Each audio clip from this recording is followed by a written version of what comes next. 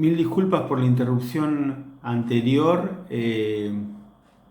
Esos son los inconvenientes que tiene la virtualidad doméstica. Bueno, estábamos hablando justamente sobre azules y colorados, sobre estos dos sectores que están en el ejército y que entre 1962 y 1963 van a disputar internamente y al mismo tiempo para ser quienes dirijan la Argentina. Como yo les mencionaba, la influencia de ambos sectores van a pesar sobre la figura del presidente Guido, que va a ser un títere entre estas dos facciones.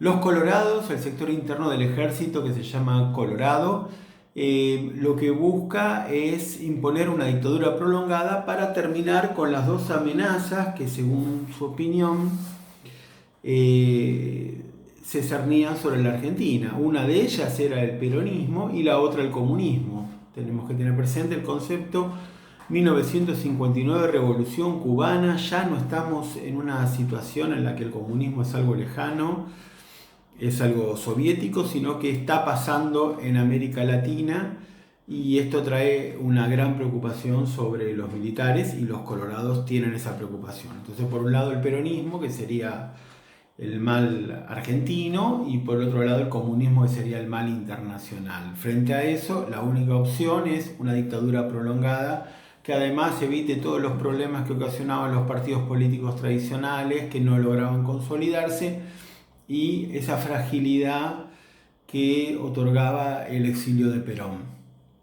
Los azules, en cambio, son el sector ejército que quieren aparentemente una salida legalista, pero que en la práctica lo que están buscando es imponer una dictadura prolongada, pero con organización, es decir, dar un golpe de Estado bien organizado, preparar una campaña de acción psicológica, lograr la unidad entre las Fuerzas Armadas, porque todo este periodo desde el 55 hasta el 62 había sido muy desgastante, porque las Fuerzas Armadas no sabían bien qué hacer, si quedarse en el poder, si aceptar a Frondizi, si echarlo a Frondizi, cuánto aguantar a Frondizi. Bueno, todas esas cuestiones dividieron las Fuerzas Armadas y los azules piensan que es necesario reorganizar a las Fuerzas Armadas y luego justamente dar un golpe de Estado, ¿sí? Entonces, lo primero que hay que hacer es llamar a elecciones, que venga un presidente civil antiperonista y derrocarlo, que es lo que va a pasar. O sea, esto ya es un plan que se va a realizar y que estaba ya en la cabeza de muchos, no solo de los militares. El enfrentamiento entre azules y colorados finaliza con el triunfo azul, lo cual implica que se va a llamar a elecciones y en esas elecciones va a triunfar la Unión Cívica Radical del Pueblo, que lleva como candidato a Arturo Illia. Balbín, que era su principal figura, prefiere no presentarse y algunos suponen que es porque estaba enterado de las intenciones que tenían los golpistas. Entonces prefirió preservarse para otra ocasión y dejar que Illia sufra las contingencias de la acción militar. Asume Illia con una minoría de votos. En estas elecciones desde el año 63 tampoco puede participar el peronismo y se agrega como fuerza prohibida Frondizi y sus partidarios, es decir, cada vez son menos los que pueden participar en esta poliarquía reducida y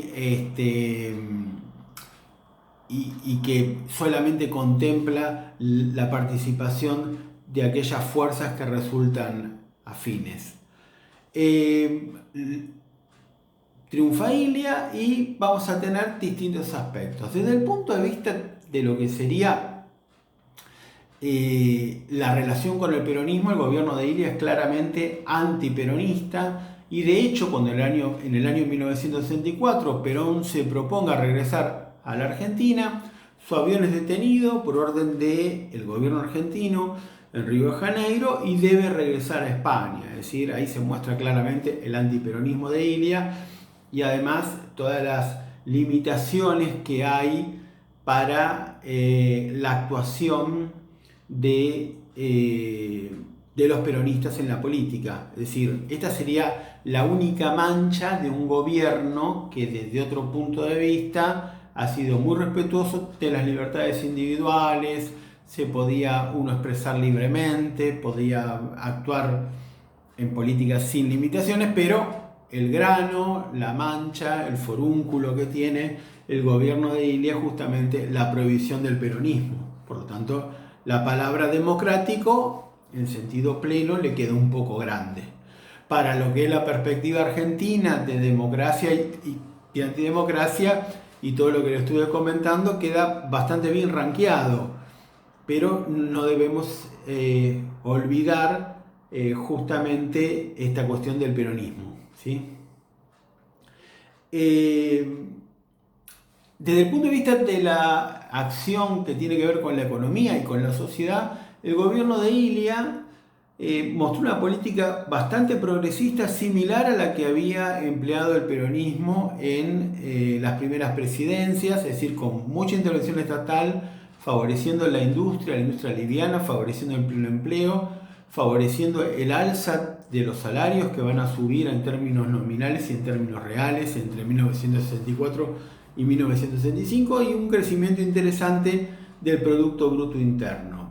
Además, estableció por ley el salario mínimo vital y móvil y, desde otro punto de vista, impuso restricciones a las ganancias de los laboratorios medicinales y ordenó la prescripción de los medicamentos por su droga o genérico, lo cual implica luchar contra el poder que tienen los laboratorios y la imposición de marcas comerciales en los remedios.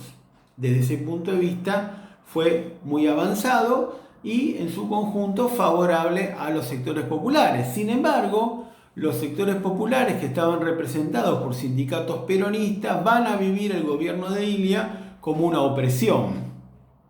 Y en este caso se mezclan factores reales con factores que tienen que ver con construcciones ideológicas o, si se quiere, construcciones políticas. El factor real tiene que ver con que es cierto el exilio de Perón y es cierta la prohibición que pesa sobre Perón para evitar que Perón vuelva a la Argentina. Y lo que tiene que ver con los factores más o menos imaginarios o creados por el sindicalismo peronista, está la acusación de que Ilia llevaba una política antipopular. De hecho, entre 1964 y 1965, la CGT llevó a cabo una ola de huelgas y de movilizaciones y de toma de fábricas que denunciaban un estado de cosas calamitoso, cuando, por lo que les describí recién, se dan cuenta que la realidad era muy distinta. Sin embargo, acá tenemos que examinar un poco cuál era el juego del sindicalismo peronista. ¿Sería que estaban luchando para que vuelva Perón? O, planteamos la incógnita, tenemos que pensar en forma distinta. ¿Están luchando para que no vuelva Perón? ¿Cómo es esto de sindicalistas peronistas que no lo quieren a Perón? Bueno, vamos a repasar un poquito la relación entre el sindicalismo y Perón. Ustedes saben que el gran movimiento sindical argentino, si bien tiene raíces profundas en la historia, con el anarquismo, que ya en la década del 30 había muchos sindicatos importantes, lo cierto es que la gran construcción de lo que es el sindicalismo peronista, el sindicalismo argentino fue un fallido fundamentado, tiene que ver con Perón, ¿sí? Porque el sindicalismo argentino es sindicalismo peronista, prácticamente son sinónimos. Entonces, durante las primeras presidencias, Perón había controlado ese movimiento obrero férreamente, al mismo tiempo que le daba privilegios, los controlaba y controlaba a su dirigencia, pero siempre hubo una tensión latente y siempre estuvo la búsqueda de autonomía. Esta autonomía, por supuesto, que se acentúa después del golpe del 55 y del exilio de Perón. Ahí los sindicatos se encuentran librados a su suerte y son ellos los que van a construir su propio espacio. Y acá lo tenemos a Bandor. ¿Quién es Bandor? Es un dirigente peronista del sindicato metalúrgico, que era el más importante en esa época, que va a ir enhebrando un juego difícil de llevar a cabo, en el cual se combina, por un lado, reivindicar a Perón, buscar su regreso, declamar ante sus bases, ante sus seguidores, que lo que más quieren los sindicalistas es que vuelva Perón, y por otro lado ir generando un movimiento obrero peronista que se saque a Perón de encima, que reclame su herencia y que sea el único actor que pueda hablar en la Argentina en nombre del peronismo. Es decir, para eso hay que evitar, primero, que vuelva Perón, porque si vuelve Perón, los sindicalistas vuelven a un lugar completamente secundario y limitado. Así que hay que evitar, y Bandor quiere evitar que vuelva Perón. Por otro lado, lo que hay que hacer es convencer a sus bases peronistas que están haciendo todo para que vuelva Perón. Es decir, que están haciendo lo contrario de lo que efectivamente hacen. Es un doble discurso complicado.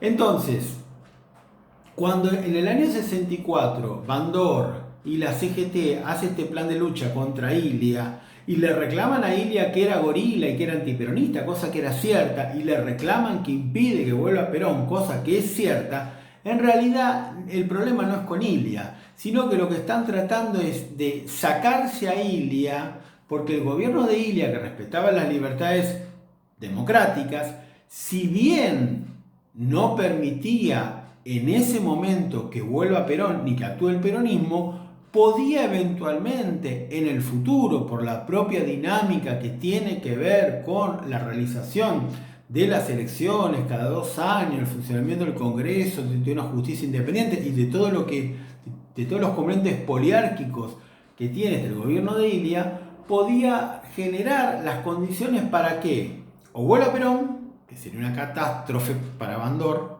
porque quiere ser el líder, o que en las elecciones surjan partidos neoperonistas o como se llamen, que reclamen el legado de Perón y que se queden con ese legado, no desde el sindicalismo, sino desde la política. Por ese motivo es que Bandor hace un plan de lucha para que caiga Ilia, para que venga un golpe de Estado, para que se imponga una dictadura prolongada que le asegure a Bandor que no se va a producir ninguna de las dos circunstancias.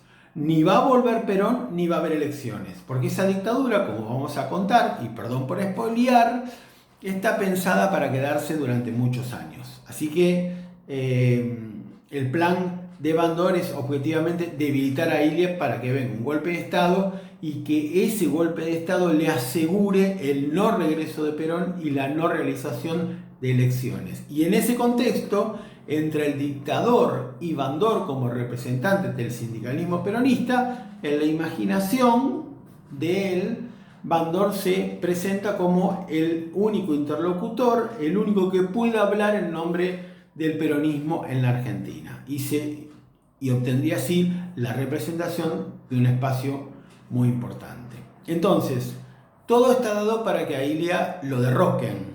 Por un lado, porque cuando asumió ya los militares dieron vuelta al reloj de arena porque lo dejaron asumir para dar un golpe de Estado. Esos 3 años que dura su gobierno es lo que necesita Onganía para reorganizar el ejército y realizar una campaña de prensa en las revistas importantes de la época donde se lo presentaba a Ilia como una persona lenta, irresoluta, una tortuga, mientras Onganía era presentado como una persona enérgica que iba a llevar a la Argentina al camino del desarrollo definitivo. Y de esa manera llegamos al golpe de Estado de 1966, que termina con el gobierno de Ilia y que cuenta con el respaldo de los militares, obviamente, de los laboratorios extranjeros y nacionales que fabrican remedios, de los terratenientes que estaban molestos por la retención en los impuestos que puso Ilia y por supuesto por el sindicalismo bandorista, como les detallé recién. Bueno, en el video siguiente vamos a ver de qué se trata esto de la Revolución Argentina y el gobierno de Onganía.